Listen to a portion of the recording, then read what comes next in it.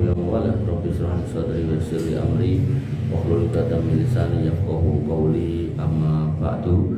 Bapak Ibu yang dirahmati Allah, alhamdulillah disyukur kita aturkan kehadirat Allah atas limpahan nikmat sehingga kita bisa berkumpul di majelis sholat berjamaah yang dilanjutkan dengan majelis ilmu, dan kita masih dalam rangkaian mencari hikmah kenapa atau mempelajari hikmah kenapa kita harus beriman pada Allah Subhanahu wa taala di atas arsy-Nya sana. Pada pertemuan yang lalu yaitu tentang rasa malu pada Allah, kemudian rasa takut.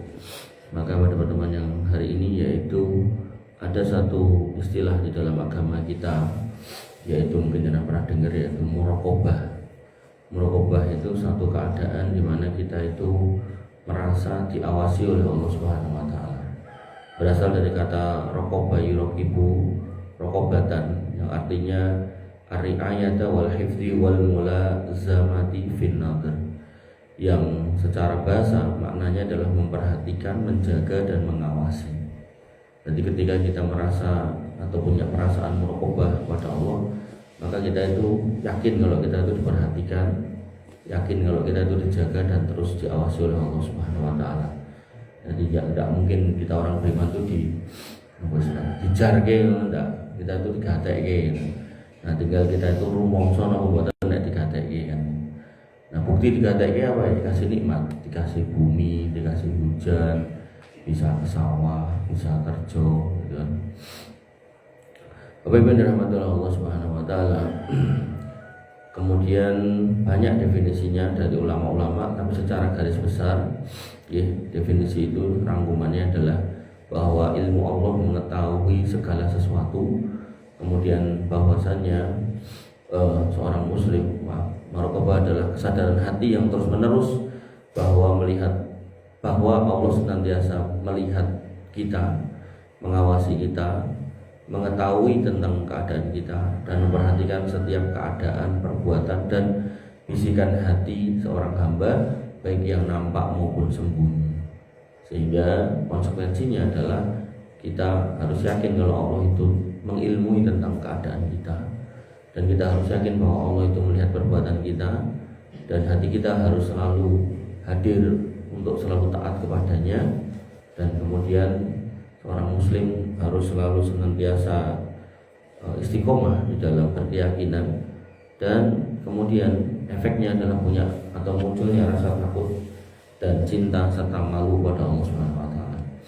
Nah, Bapak Ibu yang dirahmati Allah Subhanahu wa taala, dalil utama dari muraqabah ini adalah Quran surat Al-Hadid ayat 4, yang biasa dicomot atau diambil oleh sebagian kaum muslimin yang justru tidak percaya Allah itu di atas arsy. Jadi dicomot bagian belakang. Bagian belakangnya memang berbunyi wa huwa ma'akum aina ma kuntum. Allah itu bersama kamu dimanapun kamu berada. Nah, berdasarkan potongan ayat ini seolah-olah Allah itu ada di mana-mana. Jenengan ten Amerika, ya Allah ada di Amerika. Jenengan ten Indonesia, Allah ada di Indonesia. Jenengan ten Arab, Allah ada di Arab. Nah, pertanyaannya sekarang yang benar di Amerika, di Indonesia atau di Arab? Makanya ketika kita membicarakan sesuatu yang nyata ada dan Allah itu esa, ahad gitu kan, maka tidak mungkin itu tempatnya banyak seperti itu. Makanya Bapak Ibu dirahmati Allah Subhanahu wa taala, ya, Allah berfirman. Jadi kalau membaca ayat, kalau jujur jangan dicomot ya, dari depannya. Wa huwa alladzi khalaqas samawati wal arda fi sittati ayyamin tsumma stawa 'alal 'arsy. Awal ayatnya saja sudah berbunyi Allah di atas arsy. Dialah Allah yang telah menciptakan langit dan bumi dalam 6 masa. Tsumma stawa 'alal 'arsy. Kemudian Allah beristiwa di atas arsy. Awal ayatnya sudah menyatakan Allah di arsy. Ya'lamu ma yaliju fil ardi wa ma yakhruju minha. Allah tahu apa yang masuk ke dalam bumi. Yang masuk ke dalam bumi banyak, ada air yang masuk ke dalam bumi, ada binatang yang masuk ke dalam bumi, ada ikan yang menyelam ke dalam lautan yang dalam ya, dan wa ma yakhruju minha, dan apa yang keluar dari bumi, tumbuhan yang tukul ada, binatang yang keluar dari bumi ada, minyak-minyak bumi yang keluar dari bumi ya ada. Wa may yanzilu minas sama wa may ya'ruju fiha, dan apa yang turun dari langit, hujan, kemudian rizki, kemudian firman, kemudian malaikat. Wa may ya'ruju fiha, dan apa yang naik ke atas langit, amal, doa, pahala betul, amal, doa, dan dengan naik ke atas. Kemudian yang naik ke langit juga beberapa setan yang naik ke langit untuk mencuri berita. Nah, baru ayat berikutnya, wa huwa ma'akum aina ma kuntum, dan dialah Allah yang senantiasa membersamai kamu dimanapun kamu berada. Wallahu bima ta'maluna basir, dan Allah atas segala sesuatu maha melihat. Nah, sehingga ayat ini nek dicomot belakang tok ya enggak tepat. Dicomot depannya tok ya kurang sempurna. Sehingga ini tetap harus digabung. Yaitu apa? Bahwasanya orang yang mengimani Allah di atas aras, dia akan paham kalau Allah itu selain akbar, maha besar, Allah itu juga al-adim, yang maha agung. Maka kebesaran Allah secara dzatiyah di atas sana melebihi semua yang ada di bawahnya, itu semua kecil, dan Allah tidak butuh dengan semua yang di bawahnya. Maka Allah juga maha agung, sehingga Allah mampu mendengar, melihat, memperhatikan, menjaga, mengatur semua yang di bawahnya. Itulah hakikat dari tauhid rububiyah, mengisahkan Allah Subhanahu wa taala sebagai Rabb. Allah itu Rabb kita, dialah yang maha segala-galanya, yang menciptakan kita, mengatur, menjaga, beri rezeki, menghidupkan, mematikan. Sehingga ketika dikontekkan pada kejadian, atau pernah saya ceritakan di sini pada ini.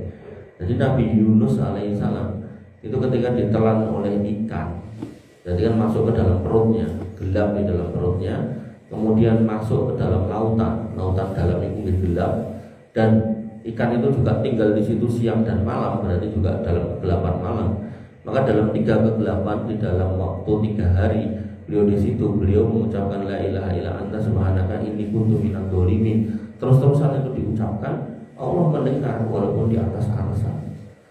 Makanya Bapak Ibu dirahmati oleh Allah Subhanahu wa taala, Allah menyatakan laisa kamitslihi syai'un wa huwas samiul basir. Allah tidak serupa dengan siapapun, tapi Allah Maha mendengar, Maha melihat. Bahkan mendengarnya itu sampai sesuatu yang masuk ke dalam lautan yang dalam pun Allah mendengar.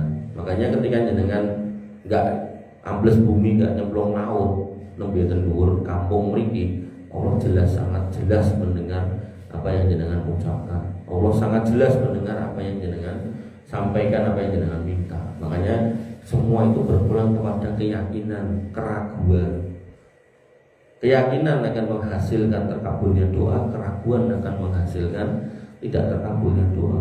Umpami ya. Jenengan bidik numpak motor, bidiknya atuh nganggo klambi seragam meh udan. Apa salahnya jenengan berdoa? Ya Allah, gawe mungkin mau nek kula kudu di kantor. Barangkali terkabul, bener enggak udan gitu. Makanya Bapak Ibu dirahmati Allah Subhanahu wa taala, kekeliruan sebagian orang adalah dia tahu Allah Maha mendengar, tapi dia tidak mengimani Allah Maha mendengar. Jadi begitu kemudian doa sekali 2 kali rakabul terus malas gitu. Padahal yang namanya berdoa kan tidak bayar, tinggal mengucap. Dan terkabulnya doa itu nanti sesuai pada sifat Allah, asma Allah Al-Hakim, yaitu Maha Bijaksana. Kebijaksanaan Allah akan melahirkan keadaan di mana doa itu mungkin terkabul sekarang, atau mungkin nanti, atau diganti ya. Allah lebih tahu. Kalau kayak contoh Ramadan, itu orang banyak ke masjid nanti kedua, nanti luber, mungkin ini terlalu mereka kan. Niku nembe awal Ramadan. Begitu kemudian akhir Ramadan THR cair, gitu. Dapat tunjangan atau dapat THR niku 1 kali gaji yang nombong ya, nombong. Nah niku akhirnya dengan duit segitu merasa piro, banyak orang yang sudah lupa jalan ke masjid. Ya namanya masjidnya sepi meneng. Nah bagaimana halnya dengan setiap orang yang meminta, ya Allah saya nyuwun duit 1 miliar, 2 miliar, terus dikabul dia sesuk gitu. Niku wis genah ra bakal kelingan masjid gitu. Makanya hikmah terkabulnya doa itu penting dengan pahami. Oh, aku njaluk duit 100 juta, ternyata lagi dikei 10, alhamdulillah timbang ra dikei kan gitu. Nah dari situ nanti mungkin yang 90 dikasihkan putra jenengan ya bisa, dikasihkan istri jenengan ya bisa, atau diujungkan jenengan yang di jalan selamat ya bisa. Makanya Bapak Ibu yang dirahmati Allah Subhanahu wa taala, jenengan harus banyak-banyak memahami apa yang saya sampaikan ini agar hidup itu tidak terlalu apa istilahnya, tidak terlalu berpengaruh-pengaruh yang utuh. Jenengan boleh punya cita-cita, boleh punya harapan dan harus didoakan. Tapi dalam proses terkabulnya doa itu ada hikmah Allah Subhanahu wa taala. Enggak apa-apa dengan berdoa nyuwun pesawat yo enggak apa-apa. Ingin tadi presiden yo itu gitu. Tapi gini ketika sesuatu itu tidak diberikan, bukan berarti Allah itu pelit, bukan. Jangan kayak orang Yahudi itu nek Allah nek mereka doa kepada Allah tidak dikabul, mereka mengatakan ya Allah maghlullah. Tangan Allah itu terbelenggu, pelit Allah itu. Enggak, Allah itu tidak pelit. Ya, makanya Bapak Ibu Allah tafsir dari ayat tadi dikatakan oleh Ibnu Katsir, wa huwa ma'akum aina ma kuntum ay muttali'u 'alaikum sahidul lakum wa lakum haitsu ma kuntum wa huwa ma'akum bi ilmihi la bidzati. Maknanya Allah bersama kamu dimanapun kamu berada, yaitu Allah itu selalu mengawasi kalian, menyaksikan kalian dan tahu di mana kalian berada dimanapun.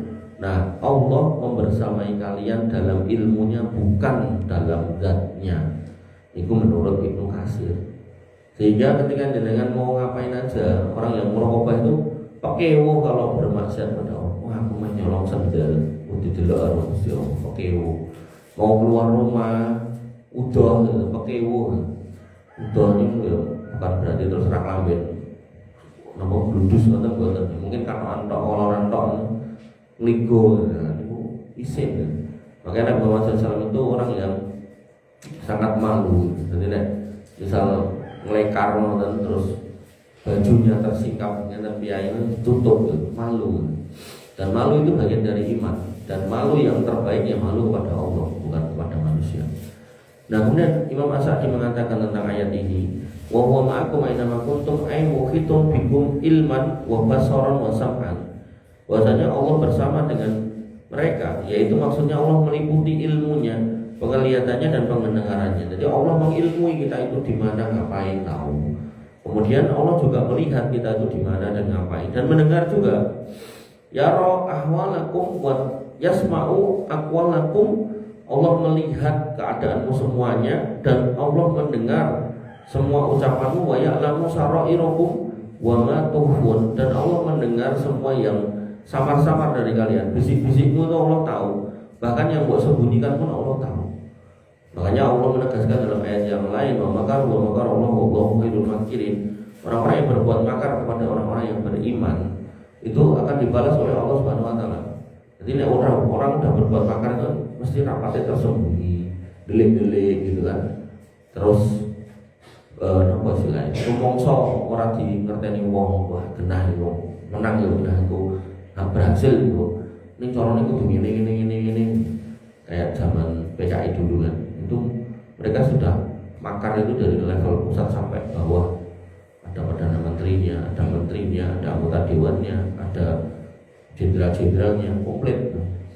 Ya, begitu kemudian mereka wis di atas angin. Mulailah dibikin pentas-pentas seni, lekra itu yang intinya menggambarkan bahwasanya Tuhan itu sudah mati, tidak melihat, tidak tahu kalau kita akan menang. Pesta pora di kampung-kampung gitu kan. Ternyata apa? Satu kesalahan yang mereka melakukan penculikan dan pembunuhan itu. Akhirnya ya digasak. Dan tentara mau menyelesaikan ya tidak punya kekuatan. Wong niku komposisi PKI lah, betul PKI mehimbang di tentara dulu. Akhirnya yang terjadi kan mertuanya Pak SBY kemudian memanfaatkan kekuatan rakyat, Ternyata yang mana? Rakyat yang kontra sampai PKI lah. Siapa niku? Ya orang-orang Islam, orang-orang yang ngaji, orang-orang yang ke masjid, orang-orang yang setiap hari berdoa minta tolong kepada Allah, orang-orang yang kemudian bertanya kepada Allah, mata nasrullah, kapan pertolongan Allah. Akhirnya turun, selesai, udah nggak ada lagi PKI di Indonesia. Makanya ketika dengan kertas orang-orang orang yang pernah terlibat dengan hal seperti itu, ya harusnya dirangkul, diajak untuk menjadi muslim yang baik. Udkhulu fisilmi kafah.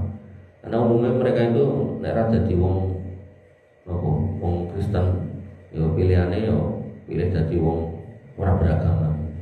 Ora beragama itu maksudnya ngeten. Islam ning ora salat atau kemudian malah kejawen. Nah, saat ini pun diakoni kejawen niku, yaitu kepercayaan kepada Tuhan yang Maha Esa. Ini ora belum sholat gitu. Ya, jadi punya agama sendiri tapi tayang. Ya. Makanya Bapak Ibu rahmatullah Allah Subhanahu wa taala, ya. Dan itu mudah buat Allah untuk mendengar makar orang-orang jahat, tahu gitu. Dan Allah mudah untuk membalikkan semua itu.